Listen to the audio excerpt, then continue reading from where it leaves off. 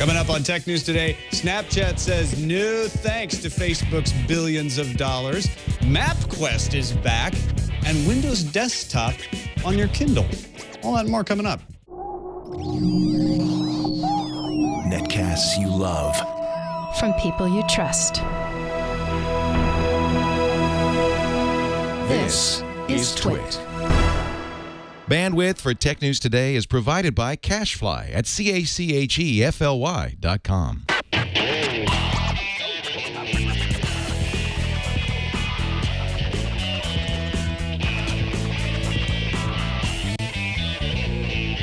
This is Tech News Today for Thursday, November 14th, 2013. Tech News Today is brought to you by ProXPN. ProXPN is a virtual private network that allows you to use the internet the way it should be, anonymously and without oversight.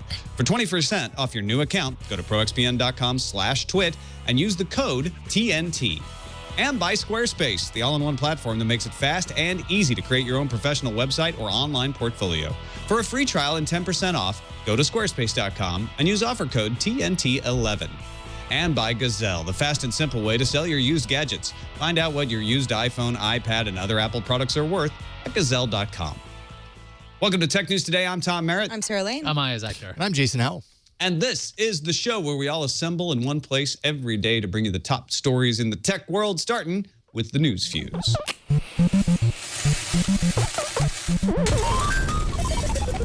Wall Street Journal reports, according to people briefed on the matter, they're getting so creative with these things, that Snapchat turned down a $3 billion acquisition offer from Facebook. The Journal reports Tencent, makers of WeChat, has been looking to invest in Snapchat as well and values the company at $4 billion. The briefed people also apparently say Snapchat CEO Evan Spiegel wants to wait until early next year to entertain any offers, believing the company will be a lot more valuable by then. Google's latest transparency report, which shows government data demands, shows that the requests have doubled in the last 3 years. The report covers the first half of 2013 and even shows that the number of U.S. demands has increased to nearly 11,000 compared to 8,500 or so requests in the previous 6-month period. So quite a jump. Globally, the total number of requests is at a new high of 25,879 due to a combination of interest in services like Gmail, but also, of course, the increase of people online around the world. It's alive. It's alive. ISIS, the mobile wallet platform, is alive. It's launched nationwide in the U.S. today. Now, ISIS is backed by Verizon, T-Mobile, and AT&T. An updated version of the ISIS mobile app is also available in the Google Play Store with a version for each carrier. ISIS is supported on over 40 smartphones. Now, if ISIS isn't your cup of tea, a startup called Coin has developed a new device that can hold all of your credit card data on one device the size of a credit card. The magnetic stripe on the device is dynamic, and it uses 128-bit encryption. You can pre-order one right now, and shipment is expected in summer of next year. Laptop Magazine's Avram Pilch reports that Intel announced the company will start opening some retail pop-up stores, starting with one in the Nolita neighborhood of Manhattan. That's near Prince and Mott Streets, opening November 23rd.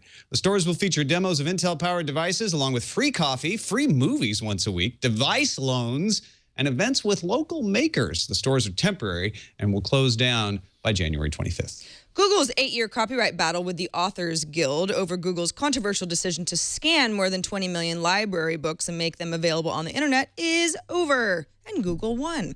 New York U.S. Circuit Judge Denny Chin ruled yesterday that the book scanning amounted to fair use because it was highly transformative and because it didn't harm the market for the original work. And absolutely amazingly cool news, IBM has released an API that would allow developers to have their apps use IBM's Watson as their back end.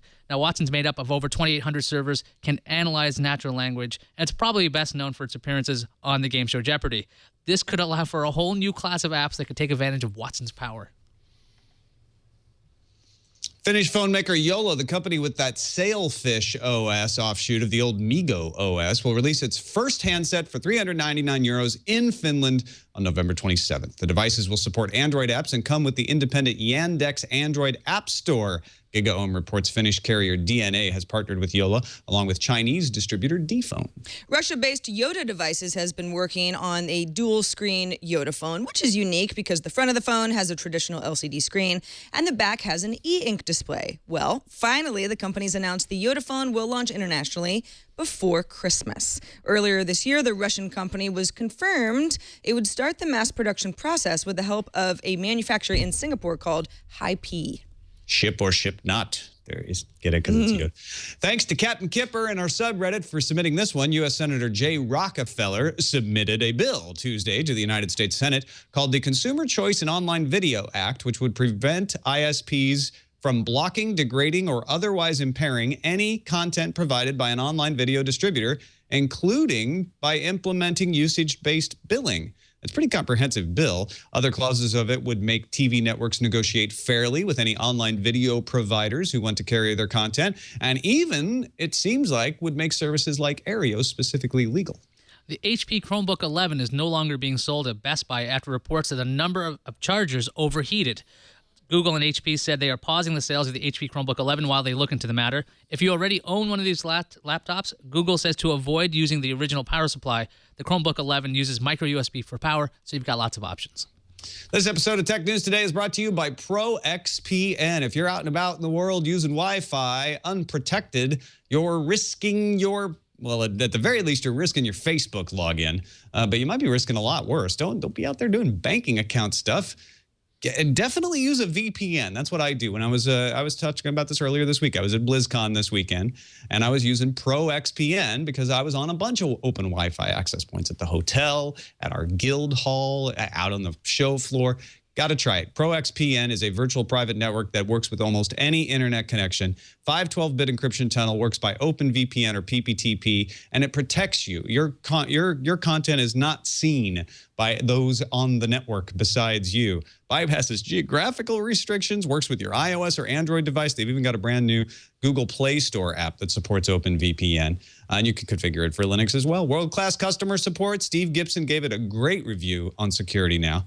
So give it a whirl. Go to proxpn.com/twit for more information and to sign up. ProXPN premium accounts are normally $9.95 a month or $74.95 for an entire year, but we've got a special offer. Use the code TNT and you'll receive 20% off the lifetime of your account. It's less than $5 a month on the yearly plan. If you're not satisfied, you can cancel within 7 days for a full refund. So go to proxpn.com/twit, sign up with the code TNT. We thank ProXPN for their support of Tech News Today. They've been great pals and great providers of VPN. I got the little icon right up there right now. All right, joining us now to discuss the stories of the day. It's always good to have John Falcone, executive editor from CNET, on the show. How's it going, John? It's going great. Thanks. Great to be here with you guys again. Thanks for joining us. We got some interesting stories today to round up. Let's start with that Snapchat one. Wall Street Journal reporting that their sources, now this is just Wall Street Journal reporting sources, it's not an official thing, but they declined a $3 billion offer from Facebook. That immediately reminded me of Facebook famously in 2006 declining a $1 billion offer from Yahoo. And later on, it came out that Zuckerberg said, yeah, we want $2 billion. Basically, Peter Thiel revealed later on that Zuckerberg was never really going to take that offer. He's like, we're worth more than that. We'll turn around. And all the venture capitalists at the time were like, are you sure? Okay, I guess we're going to believe in the founder here. Seems like the deal with Snapchat is a little different. New York Times has a story reporting that Benchmark Capital is sort of behind this, encouraging Evan Spiegel to turn it down, saying, look, you guys are going to be worth a lot more money, even if you get acquired, but we think you can make money. The way Snapchat-type apps have been making money in other parts of the world is not through advertising. It's through selling stuff. It's through selling stickers or subscriptions to things. That, you know, Kakao, Line, WeChat, all of those, that's how they make their money. So round of funding in June valued Snapchat at $800 million. They're talking about turning down $3 billion. And they've got venture capitalists saying, I know you're not making any money, but you will, and you'll be worth more. Bubble anyone? John, is this just the way of things, or this sounds familiar? I mean, it sounds too familiar. I was thinking all the way back to actually Pointcast. Remember that was like first. So Rupert Murdoch offered those guys like $400 million in the late 90s. They turned it down, tried to do their own IPO right as the crash started and just faded out into history with, I think, 0 at the end. So I would never turn down $3 billion. I'll just say that. If anyone is thinking of offering John $3 billion, don't worry that he would be rude and turn it down. And that's a good way. That's a good way to set it up, right? $3 billion. Well, the good way to set it up is actually, is this Pointcast or is this Facebook? Because it turned out to work out just fine for Facebook to turn down $1 billion. Well, if Facebook is so all-encompassing, I mean, Facebook could easily build in a way it has. Well, if you count Facebook Poke as its own little entity, but I mean, there are Snapchat-like functionalities that Facebook could incorporate, but I don't think it's fair to compare the two at all. I mean, Snapchat has a very specific way of communicating with people, and it's all sort of based on the fun of communication being temporary, but also not having to save monotonous pictures that you might take throughout the day that you want to share with friends. So it's a way to communicate that I would think would be one way that a company like Facebook could add to its experience, but on its own, I think it's a standalone, very interesting app. A lot of people laughed at it at first. Oh, it's for sexting, or oh, it's for children. And actually, it can be extremely compelling. That said, $3 billion, I mean, that's 3 Instagrams. Exactly. That's what I was thinking. 3 Instagrams. $1 billion to easily, you can put ads into Instagram. Not something you probably want to do with something like Snapchat, where it's like, hey, you just got a new message and you click it and it's McDonald's. It's not exactly something that lends itself to advertising. Snapchat seems like it's more in line with Line, where you would have a subscription where you would pay every year, maybe like $1 or $10, so you can keep using their services uninterrupted. I think it's insane that Snapchat thinks they can get they're worth more than $3 billion, other than the fact they might want to protect their brand, because Facebook's not exactly in the favor of teenagers at this point, because they want to have things private. Things on Facebook and Twitter are causing kids issues with college admissions. So you want to have this closed kind of network. And there could be a fear for Snapchat, this idea of if you go into Facebook, then they might lose their branding. But $3 billion? Why would you turn down $3 billion? That's what makes me wonder if these sources the Wall Street Journal's talking to are crazy. Like, would Facebook be able to get away with paying $3 billion for Snapchat? Probably, but I just don't know. Snapchat is at I would call it some sort of a height of a bell curve. You know, I don't know that Snapchat is going to get a lot more popular than it is now. It's kind of like, I don't know, it's like a Candy Crush of photo sharing. Sure. Where I guess it could explode, but I feel like it already has. So how does it become so much more, so much worth more than $3 billion? It's not like they've got a huge team there. It would be a fantastic exit for the people who work there. But again, it's not all about money, I guess. I think you nailed it, because I think the problem with Snapchat isn't that they couldn't figure out how to make money. There's people making money off these types of apps. It's how long can it continue to be popular? Right. Because these are the kinds of apps that fall in and out of popularity with the trends, not long-lasting platforms. I may be proved wrong. A lot of people thought the same thing about Twitter, and it's stuck around as well. We'll see. Next story is an enterprise story, although it might be that your next desktop that you use at work won't be on your desktop. Ayaz, this is interesting. Explain. Yeah, so Amazon introduced a new service called Amazon Workspaces. Now, it's going to give you access to a virtual desktop on Windows, Mac, iPad, Kindle Fire, and Android tablets.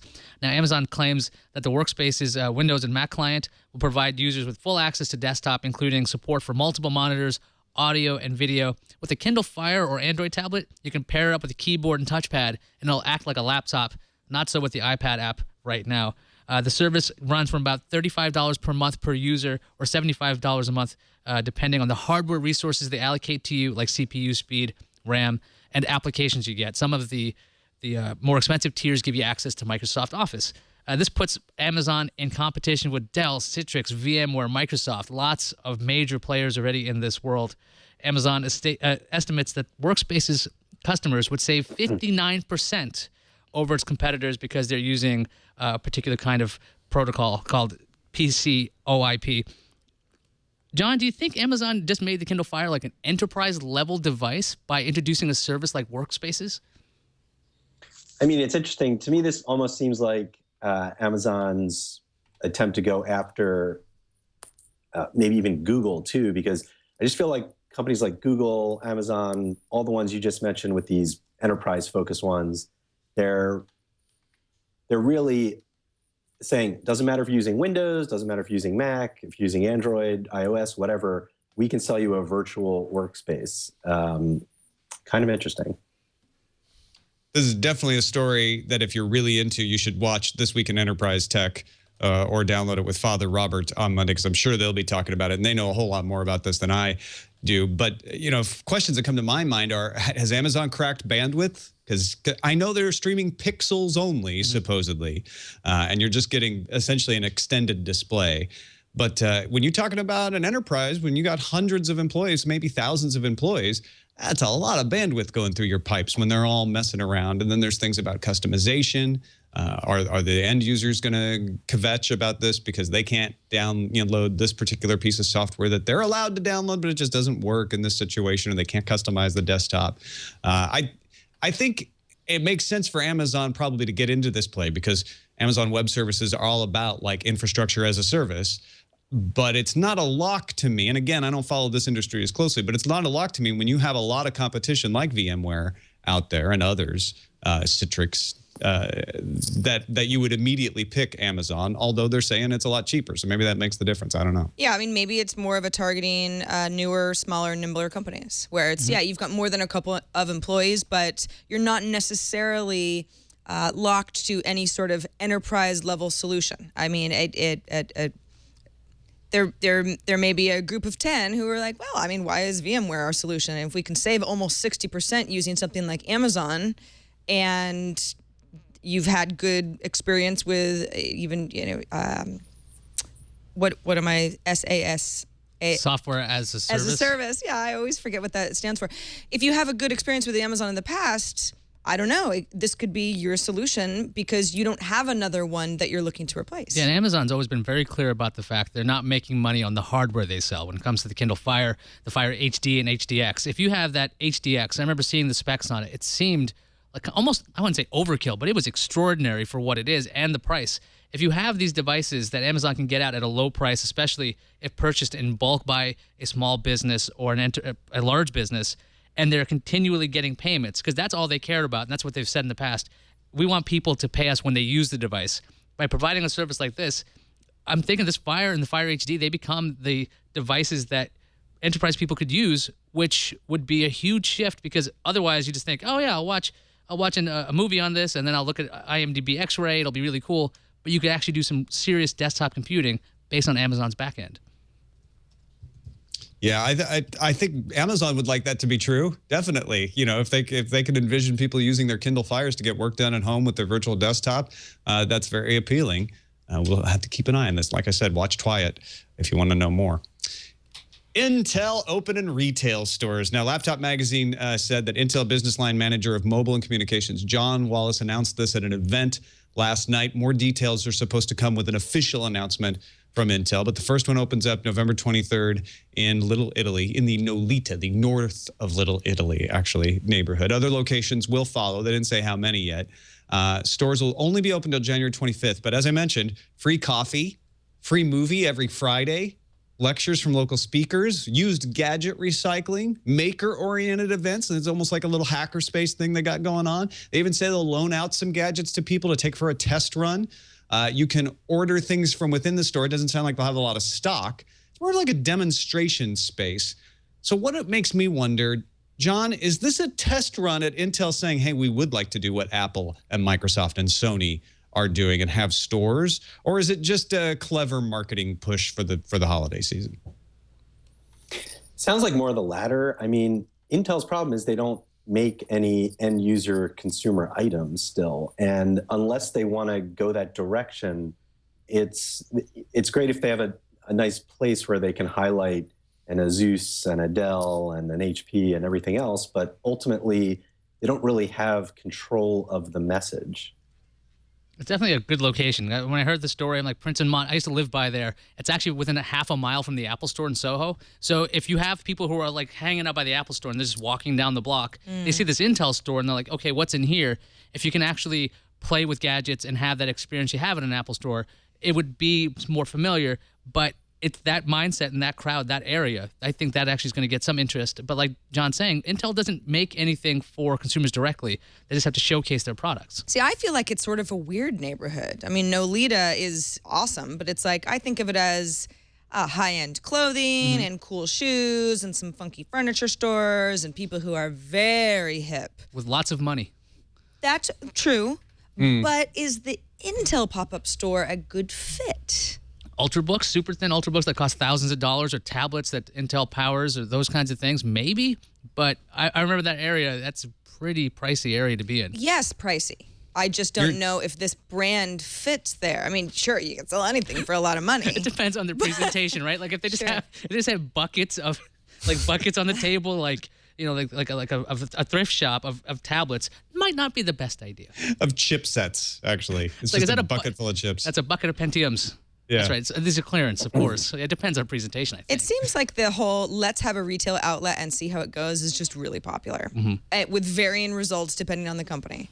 So I'm not going to say that they can't put together some wonderful pop-up store in time for the holidays, but it just seems a little odd to me. Maybe it's a wait for your spouse and or partner to finish shopping at the other places kind of place with the free coffee and the seats and the browse around. I mean, and that way you get some products into because you're people's tired hands. of walking.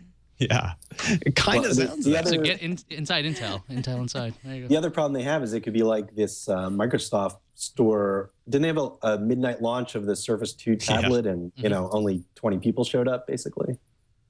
What if you gave a store and nobody came? That's why they're going to do free coffee. They're not worried too much. It's also about an running end out. date for this, right? If this was a series of retail experience stores and they just were going, like, this is going to be like the Gateway store, which I know is a bad example, but the idea that if they had tons of them that were going to live forever, that would be a problem. The test market, I think, is all right. We saw Google do a bunch of kiosk stuff like at airports and inside Best Buys and things like that. I guess the difference here is that Intel's not bothering to go inside of another company, or like a Best Buy or some other electronic shop. The pop-up stores seem like they're a nice little trend. At least they didn't build a barge, They couldn't. Yeah, this is a lot cheaper. This is a lot more cost effective. I still wonder whether it's intentional or not if Intel doesn't come away with this saying, hey, wait a minute. We don't sell any consumer products, but we are inside of so many consumer products. Maybe it does make sense for us to do more retail type efforts and take a little cut on the other end of the supply chain from where we sit. That may be just ridiculous, and then this may prove that it's ridiculous, this experience here. Well, as with all of these things, we'll just wait till January 25th, 2014 and see what they do after that. Let's take a quick break to thank our sponsor for today's show, squarespace.com, the all-in-one platform that makes it easy for even design-blind idiots like me to create a beautiful website. I thank Squarespace each and every day for my own websites that I run on there, like TomMerrittBooks.com, that look good because of Squarespace. And the best part is, once you get into Squarespace and you start using it, I've been using it for years, they just keep getting better all the time. They keep adding things that you're like, gosh, I love Squarespace, but maybe this could, the next thing you know, they've got that thing that you wanted to work differently, working differently. They're always adding new designs too, even better support. They have more than 20 new beautiful templates in there. Incredibly easy to use with 24 hours a day, 7 days a week customer support. And it starts at $8 a month. It includes a free domain name if you sign up for a year.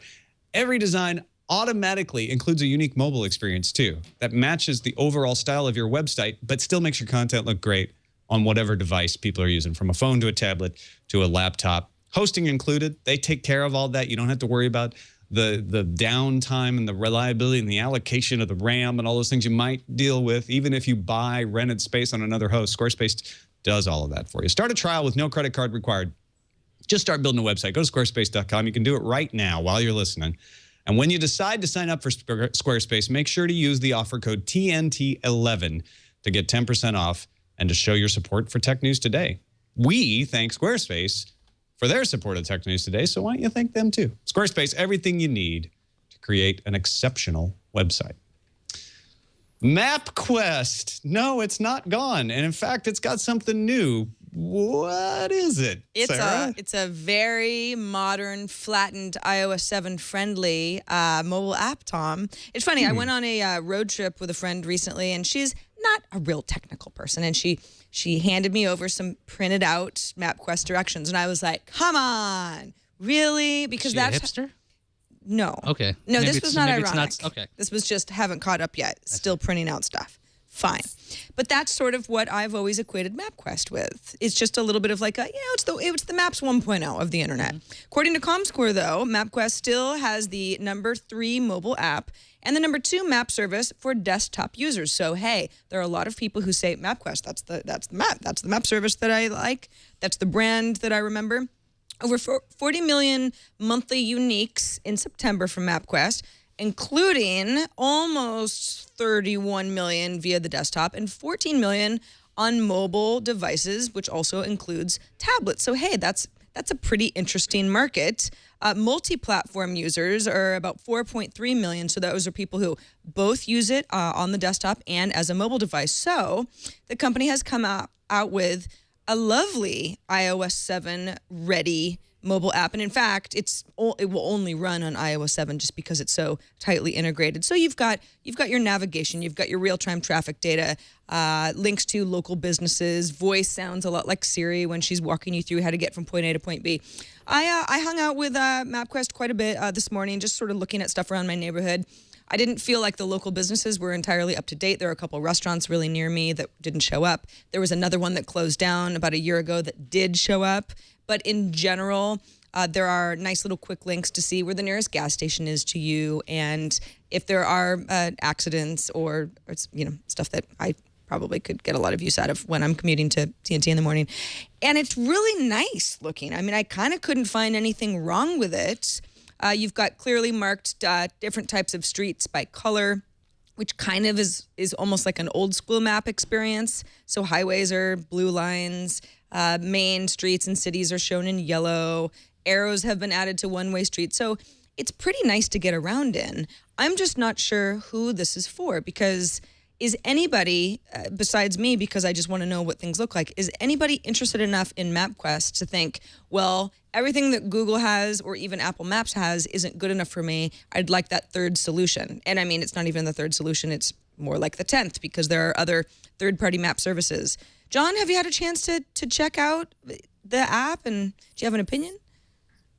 Have not checked out the map, and honestly, I couldn't remember the last time I used MapQuest. That said, if they've improved it to the point where other people started recommending it to me, I would definitely check it out. It's just such a competitive space.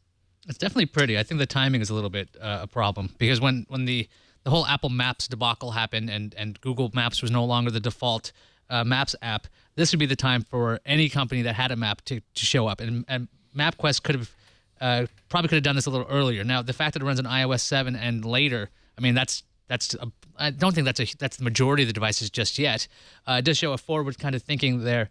No, I think it is, isn't it? Isn't iOS 7 like on the majority of iPhones? I think it's on majority. I thought it was 35%, but that might have changed. Things change every day, so I'm sure the chat room will let me know.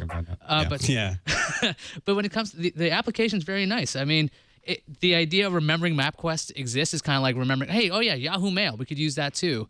It's a really competitive space, and I think Google's got the leg up with Waze. When they bought Waze, they have more data. They can be up to date constantly versus MapQuest. So they, like you're saying, Sarah, if there's some outdated information about stores nearby, that's not going to make you want to use MapQuest. It's going to make you want to use Google Maps. At the same time, though, if you are like many people who are still using MapQuest, particularly on the desktop and printing out directions, and you have a short time with something like an app, maybe you're getting your first smartphone and you're like, oh, cool, this looks like the service that I've used for a long time. Maybe there's a lot of potential market there. I don't see a lot of us switching over. But the people who are still sort of like real-time navigation on my smartphone, okay, let's give it a try. I look at MapQuest and I listen to your story about, sort of the idea of what demographic might be using this, and the fact that they're making it look more like paper maps makes me think MapQuest knows that that's the kind of, because we don't care anymore. Those of us who are used to using Google Maps or Apple Maps or Waze, that's not appealing. But somebody who's like, I still like the old paper map. Oh, MapQuest has that same look and feel. That's comfortable to me. That makes a lot of sense to me. The thing is, I don't see them doing anything that would make me functionality switch to MapQuest, right? Because Waze can do amazing magical things about routing me around traffic. And Google Maps is incredible at being able to just type in like vague words and it knows exactly what you mean and where you want to go. Even Apple Maps has improved drastically since its launch. So I think they know what their core market is and they're going after that. A couple of minor facts here. iOS 7 adoption, according to Mixpanel.com, is at around 75%. That's crazy. Right That's amazingly fast. Yeah, it's faster than iOS 6 adoption, apparently, according to a few of the stories. Also, in the chat room, there was some confusion. When Sarah said it's iOS 7 only, it means that if you don't have iOS 7, you can't use it on the iPhone. There is an Android app update out there as well. I'm surprised, Ayaz, that you wanted to talk about an Apple rumor. Why is that? Because I'm a stylish fellow, Tom. I like to talk about watches, you know. That doesn't surprise me.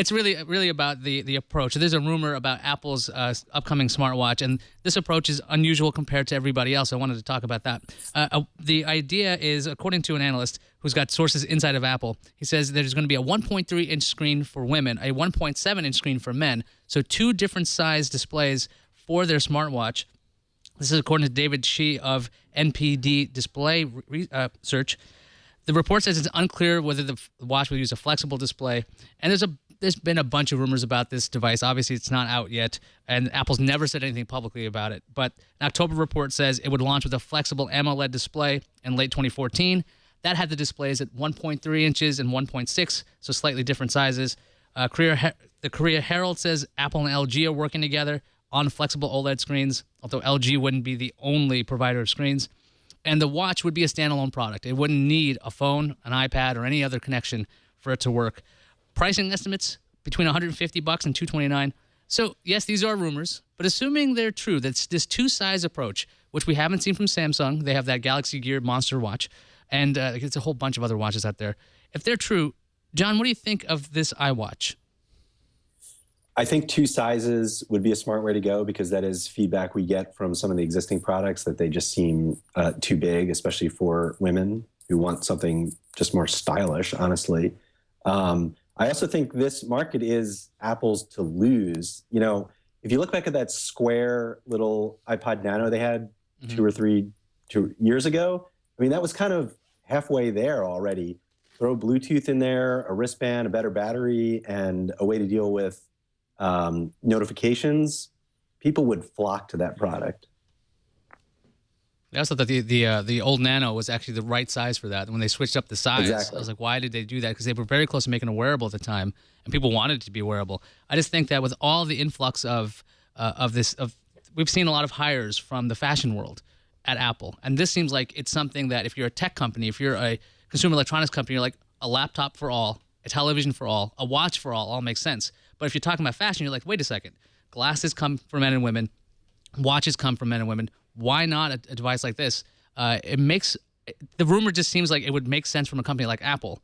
And that's the kind of thing that got me very interested in this story, because if there's 2 sizes, I think that actually gives them a leg up in the competition because... You know, the other important thing here is the new iPads, same product, 2 different sizes. The MacBook Airs, 11-inch, 13-inch, exact same CPUs, exact same capacities. I mean, they're kind of already doing that in their other categories. I also think, I mean, yes, in general, men and women tend to wear different things, and sometimes there are daintier wrists involved, you know, if you're talking about different sizes, but it doesn't really have to be like a gender thing, right? It's like do you like a larger, bolder look?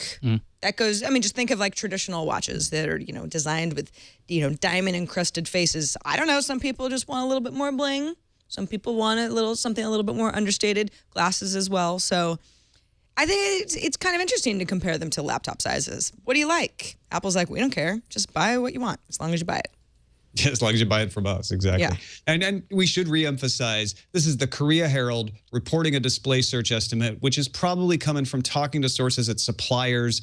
These things can be misunderstandings. They can be plans that they only know part of or that change over time. So this is not an official announcement. But then when you look at it, Apple and LG working together makes a lot of sense. Apple and LG have partnered on other things in the past. Apple making a watch makes sense. They've said as much, that they're investigating wearable computing. We also have other analysts saying that their suppliers are telling them Apple has shifted the Apple television product down the roadmap and a wearable is coming. So none of this would surprise me if it ended up being close to true. I do think that you have to be careful looking at it, but a flexible AMOLED display could make a lot of sense for Apple. I think we got some good points there. Let's switch from fashionable to sporty, Sarah Lane. Yeah, so Under Armour? Yeah, so Under Armour is a brand. It's Armour with a O-U-R, although they're based in Baltimore, not the UK as I originally thought. Under Armour is a apparel company, sports apparel, and they have bought MapMyFitness, which is a really popular app. It's sort of it's an app that's used in a variety of ways. It's kind of a cross-platform mobile solution. They've bought MapMyFitness for $150 million. I was interested in this because I thought, well, Under Armour is a company I've never heard of. Where are they based? They're based in Baltimore, Maryland. They have products like shirts that are, wick away moisture from, long distance runners, athletic shoes. And the company says, well, we want to get into the digital space. We want to become a premier sports company, and we believe in the future of the quantified self as it applies to fitness, especially since we've got all these rumors about smartwatches and wearable devices, and they're just not going away. So they're being kind of proactive about that. MapMyFitness, Leo and I have talked about it on iPad Today, is wildly popular. It was launched in 2007. It's based in Austin, Texas, where apparently it will stay even after the acquisition. Has 20 million registered users, 9 million monthly, 700,000 daily. Kevin Plank, who is Under Armour CEO, says, athlete biometric measurement is a new business. We're just getting behind. And what's nice about MapMyFitness is that it's a little open-ended about how Under Armour can use it. It has an open platform, works with more than 400 devices. It's growing. The company says about 200,000 new customers sign up each week. No word on profitability, but if Under Armour already has a healthy business selling wares, well, I could see this folding in nicely. I think what's interesting is, what's going to emerge as the next kind of fitness superpower. You've got Nike, Adidas, Jawbone, Fitbit. Those are all becoming more and more household names that are synonymous with wearable devices that track your fitness. Yeah, it's also sort of an apparel thing, but they've all got their own proprietary solutions. What can a company like Under Armour do with MapMyFitness to emerge as, another player that doesn't really have that stronghold in the retail space? John, what do you think? So Under Armour actually already has a wearable tech device that they announced a few months ago, but it's very sort of hardcore and aimed at, it's actually like you strap it to your chest while you're working out in the gym. Oh, so that looks like a wrestling belt. Is that what that is? Pretty much, yeah. So it's not for casual exercising at all, like Fitbit and Fuel Band and those other things. But I mean, Sarah, you basically just said it. These guys already have a great brand in this field, and they want to extend it into the gadget world, which Nike has done a really good job with Fuel Band, even though I think you could say it's arguably not the best product in the category anymore. Yeah, I think if Under Armour had a deal with AT&T. That's an old story I found, and that does look a bit like a heart rate monitor with a bunch of arrows on it. So it does look a bit like a wrestling belt. But yeah, this makes a lot of sense. Fitness technology is a huge industry at this point, and if Under Armour is going to get attached to these things, you're already used to wearing their clothes. So now if they can embed flexible electronics in there in the future, or if they have things to track it with an app, that makes it a more cohesive solution. We've seen Nike go from just a clothing to fit to their fuel bands and their little shoe trackers, all those extra things. It's an interesting area of technology that's blowing up because it's just people love to have something to motivate them. So if Under Armour has this MapMyFitness app on top of it, it could be a big deal. Yeah, it seems like it's a Nike play, right? Nike got into this early and said, we're not going to just be a fitness apparel company. We're going to be a fitness measuring company for you. And Under Armour is a little late to the game, but not a bad way to get into it by buying something like MapMyFitness and working it into a nascent device system. Every sporting publication has advertisements for Under Armour with big names. You see folks when they're at practice sessions in the NBA or batting practice in baseball. If they're not in uniform, they're wearing Under Armour. So they've got a huge name in the sports community, and I think it makes sense. It's a Nike-like brand out there, just a little more limited to the sporting world maybe than Nike, as Nike is pervasive across a lot of different categories. But this makes a lot of sense to me. And they probably need to do something like this if they want to stay competitive. Shall we launch a randomizer? We got a straw poll today, and 47% of you, there were 4 items, so 47% is the winner, wanted to hear about a laser-guided beard trimmer from Philips that Huffington Post calls bafflingly and unnecessarily high-tech. I questioned the word laser. You guys take a look at this. We found it on the Philips site. It shines a line of light on your face. Okay. Like those self-leveling things. Now, I trim my beard in a specific pattern. I could see the usage for this. It's a little bit absurd, I will say that. Is it unnecessary? Probably. But if you're going to sell razor blades, or you're going to sell handles. Is it unnecessary if precision is your goal? Well, there's some designs I would never attempt. Have you ever seen Riff Raff's face? I mean, he could use something like Who's this? Oh, he's a rapper, but he has a very interesting beard. Also, yeah, the styling takes a long time. So if you're gonna have an accessory there, as opposed to holding a level the other way, I would never even think to use a level. If they're gonna put it in there, it looks neat. It totally looks neat. It's Riff like Raff does have a weird. He has. I'm telling you, it's. I don't know. I think it's cool. It's like I don't know, laser. Yeah. See, that takes practice. I know. I immediately thought of Riff. Yeah. When I, see something like next this. Halloween costume right I'm there. probably going to tweet this at him. I lose a bet to Justin Robert Young. That's what you'll see on my face soon. Nice. John Falcone, would you do this to your beard? I got to admit, I'm kind of intrigued because I get a little uneven here sometimes. So sure, let's laser it up and see what happens. Laser up, brother. All right, let's take a quick break and thank our other sponsor for today's show, Gazelle.com. Are you thinking about getting a new iPad or maybe a new iPhone? Well, Gazelle wants to buy your old one. Yeah, even if it's broken, they'll make you an offer. Go check it out. Don't believe me? Go there. Sell your iPad, your tablet, your iPod, your MacBook, your iPhone. Choose an iPhone, tell them what carrier it's on, tell them the capacity, what model it is. Be honest, they're going to check it when they get it. But like I said, they'll even buy the broken ones. Once you lock in your offer, you're good for 30 days. That offer stays. You've got 30 days to figure out what you're going to do to transition, get your data off there, all that stuff. They'll wipe that stuff for you too, but you might want to wipe it yourself. Who knows? And then free shipping. Most items even qualify for a free box. Just send it off to them. Gazelle has paid more than $100 million to over 700,000 customers, and you're going to be the next one. You'll get paid fast with cash. You'll get it by PayPal. You get it by check. You can get it by Amazon gift card, and they'll even toss in an extra 5% if you do it that way.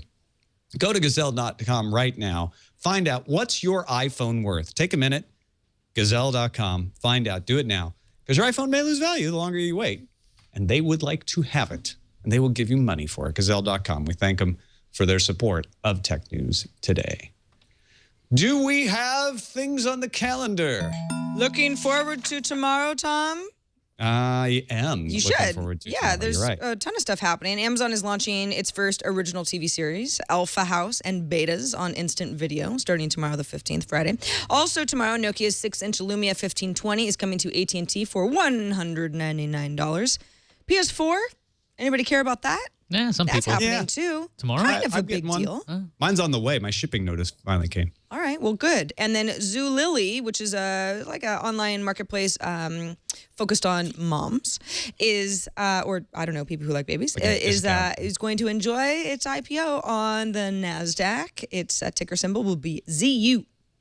ZU on the NASDAQ. Yo, hey, saying. gosh, that's why they pay you the big bucks. That's why they don't pay me much more. Actually. They might pay me to stop. I don't know. Let's check some emails. Incoming message. We got a message from RL. Hey, TNT gang, Samsung, the hardware maker, doing an OS. Isn't that kind of like Google, the software company making hardware, tablets, phones, glass? I can see Samsung doing this just to send a message to Google.